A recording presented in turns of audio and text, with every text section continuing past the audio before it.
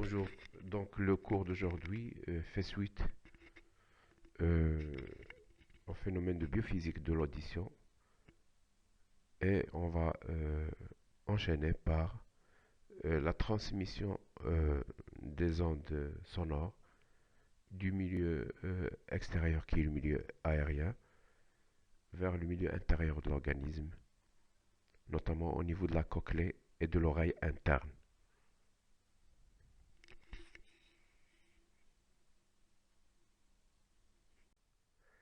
Donc la transmission du son à travers les oreilles.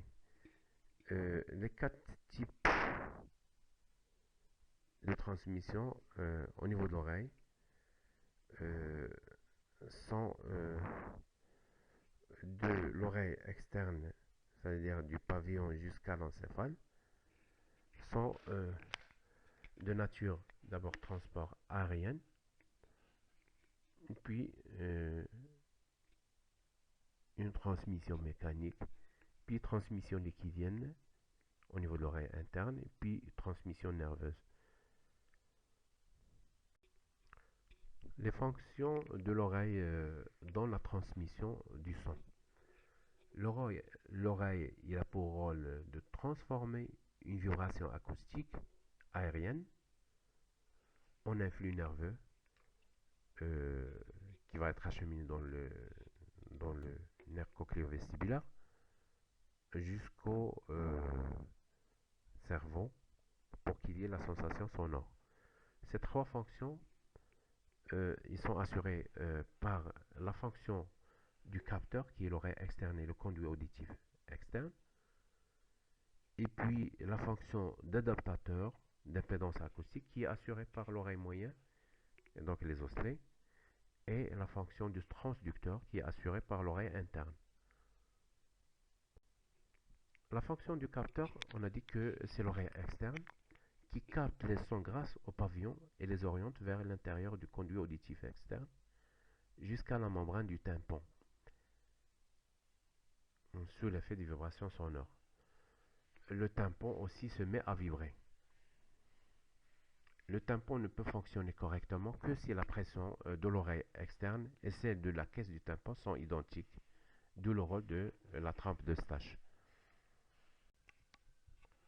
L'oreille moyenne a pour fonction d'adaptateur d'impédance acoustique.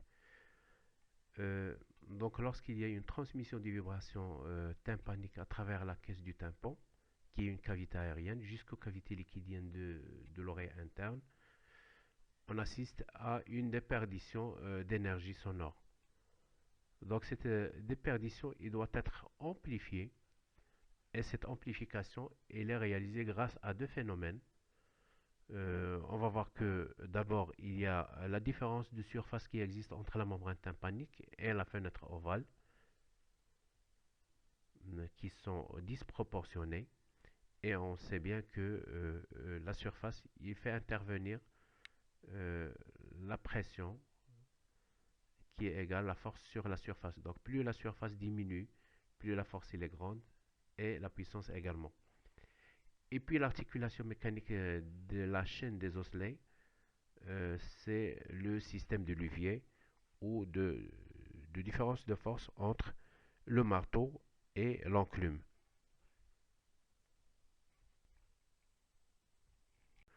Donc l'oreille moyenne, il transmet l'énergie acoustique du tympan jusqu'à l'oreille interne en réalisant une adaptation d'impédance acoustique entre le milieu aérien et le milieu liquidien.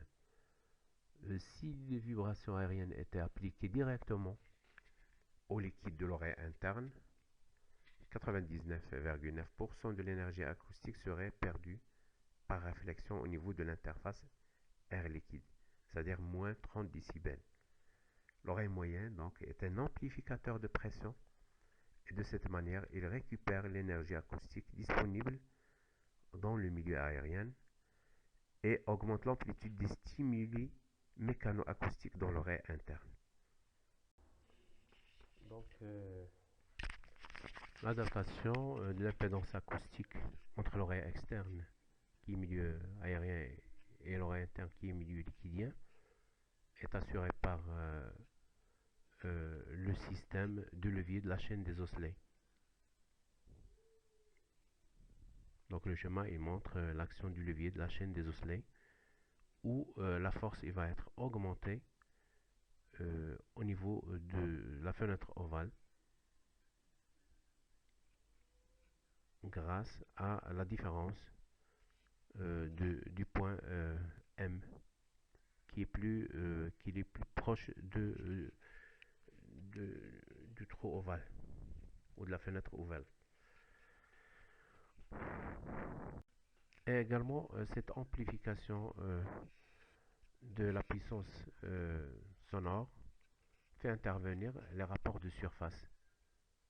La surface du tympan il est à peu près 0,6 cm², alors que celle de la platine du lettrier il est de 0,03 cm², d'où le rapport entre les deux et les deux 20 fois. Et donc la puissance va être multipliée au niveau de l'orifice du trou ovale, la fenêtre ovale, d'un facteur de 20. Donc les osselets, ils ont un rôle dans l'augmentation de la pression, surface tympanique sur la surface de la fenêtre ovale, elle est plus grande, et également l'effet de levier qui est égal à 1,3. Donc le gain total, c'est 1,3 fois 14 égale 18 fois. Donc cette augmentation de la pression ou de gain de pression qui se fait pour l'adaptation de l'impédance, de la différence d'impédance acoustique entre les milieux aériens et le milieu liquidien, assuré par la chaîne des osselets.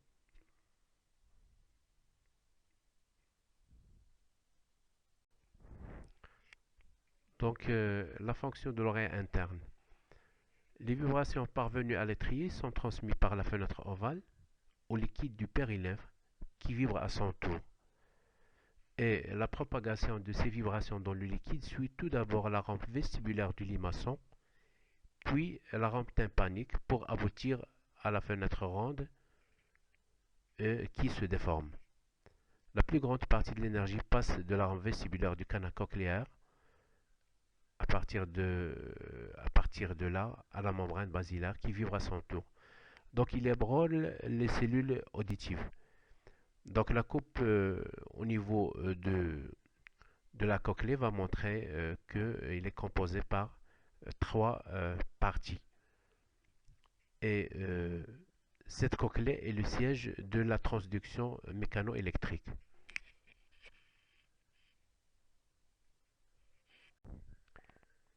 Une coupe transversale au niveau de la cochlée va nous montrer les trois parties de cette cochlée, de l'oreille interne. D'abord, il y a la rampe vestibulaire qui communique avec la fenêtre ovale. Et puis, il y a la rampe tympanique qui communique avec la fenêtre ronde. Et entre les deux, il y a la membrane tectorielle. La membrane tectorielle, c'est elle qui va contenir les cellules ciliées. Deux grandes catégories de cellules ciliées, les cellules ciliées externes et les cellules ciliées internes, qui vont donner l'acheminement du nerf cochléo-vestibulaire.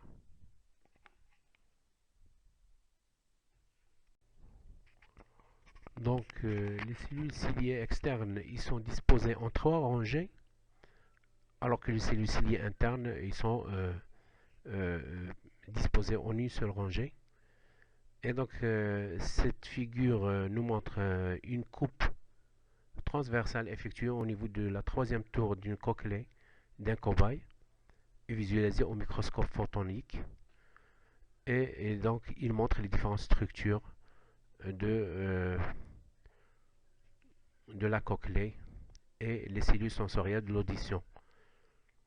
Donc il faut noter que au niveau du canal cochléaire, on trouve un liquide qui est riche en potassium, qui est l'endolymphe, et qui rappelle la structure ionique intracellulaire. Alors que la rampe tympanique et la rampe vestibulaire contiennent la périlymphe qui est riche en sodium. Donc l'influx nerveux est ébauché par le mouvement des stéréocyles qui sont, en contact avec la membrane, la rampe, la membrane tectorielle. Et l'influx nerveux, il va faire donc il va faire intervenir la pompe sodium-potassium au niveau des bases de ces cellules ciliées, d'où il y aura donc un transport transmembranaire par des pompes sodium-potassium et des pompes calcium. Et donc l'influx nerveux qui va résulter par libération de médiateurs chimiques va induire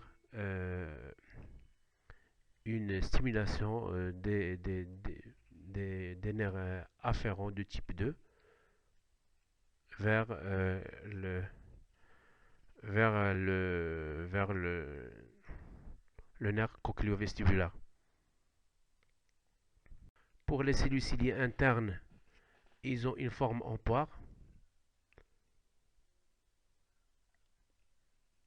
et ils se distinguent des cellules ciliées externes par leur nombre et par leur disposition en une seule rangée.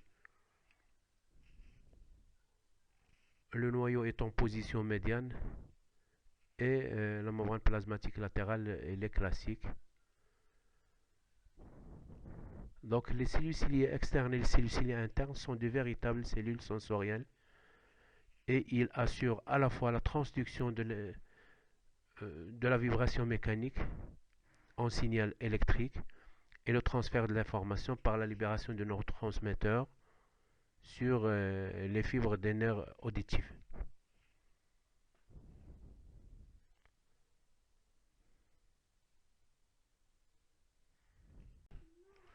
Donc les fibres afférentes ici des cellules ciliées vont donner des terminaisons au niveau des ganglions de Corti au ganglion spinal pour donc à travers cette synapse vont induire l'influx nerveux donc vers les noyaux cochléaires en fonction de la fréquence.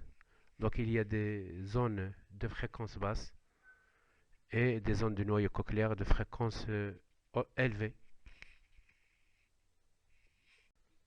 Donc après qu'on a fini les phénomènes de transmission de la vibration sonore, qui est le signal physique, du milieu aérien vers l'oreille externe, puis l'oreille moyenne et l'oreille interne, qui va acheminer le signal et va le transformer en signal électrique au niveau des nerfs auditifs. Dans cette paragraphe, on va voir les explorations de cette sensation qui est l'audition. L'audition est la sensation nerveuse du son. Lorsqu'il est aboli, on parle de surdité. Il y a plusieurs types de surdité. Il y a surdité de transmission lorsqu'il y a atteinte de l'oreille externe et moyenne ou moyenne. Il y a surdité de perception lorsqu'il y a atteinte de la cornée ou du nerf auditif. Et enfin, la surdité centrale lorsqu'il y a atteinte des centres de l'audition. Donc la surdité, c'est une hypoacousie ou une abolition de l'audition. Les causes du surdité, il y a les surdités de transmission, le son ne parvient pas à l'analyseur qui est intact. C'est surtout au niveau du conduit auditif externe, les bouchons du cérumen, les otites externes, les corps étrangers ou tumeurs du conduit auditif externe. Les surdités de perception lorsqu'il y a une dégénérescence de l'analyseur qui est détruit. Et puis il y a la surdité de conduction nerveuse lorsqu'il est atteint du nerf auditif et surdité mixte. Donc le son il est transmis dans l'air et dans l'os et les voies de conduction. Donc on va avoir deux types de conduction osseuse et la conduction aérienne. La conduction aérienne, il est une vitesse supérieure à celle de la conduction osseuse. L'oreille externe et moyenne permettent la captation et l'amplification. Donc c'est la transmission.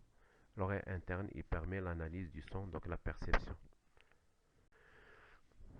Donc les méthodes d'exploration des surdités, il y a deux grandes méthodes. Il y a les méthodes subjectives et les méthodes objectives.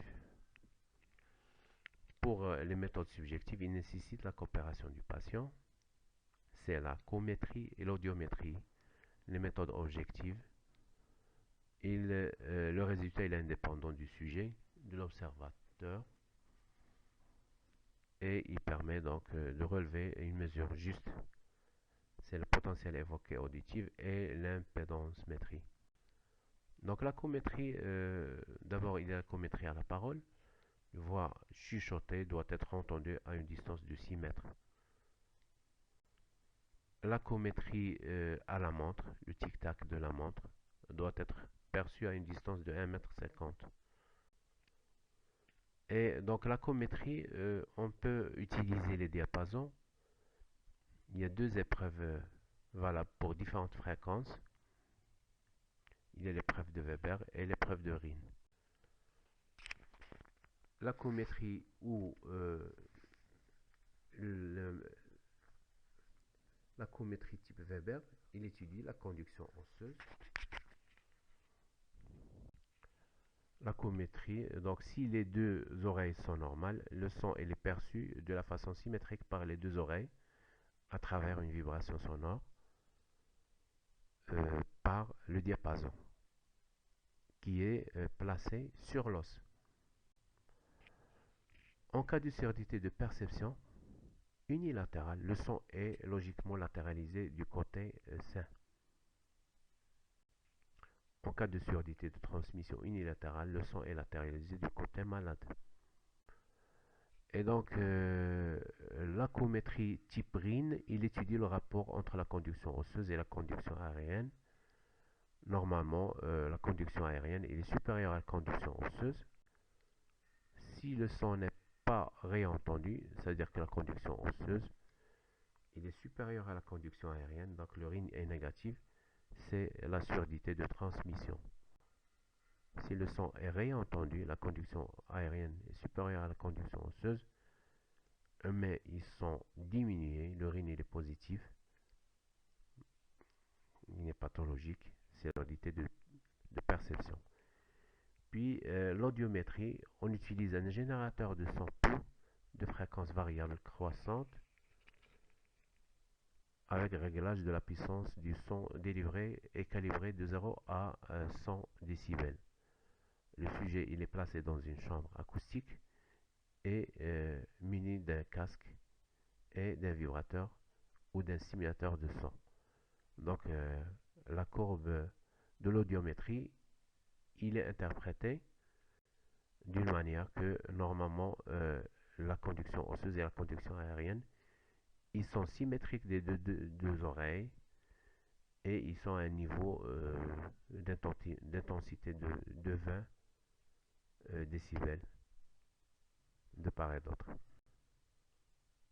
Lorsque on assiste à une surdité de perception droite, les nombres de décibels pour qu'il y ait une sensation de son, ils vont augmenter. Donc là, surdité de perception à droite. Lorsqu'il y a une surdité de transmission droite, il y a la conduction aérienne qui est diminuée par rapport à la conduction osseuse. Pour les méthodes objectives, on a dit qu'il y a deux grandes méthodes. Donc il y a le potentiel évoqué auditif et l'impédancemétrie.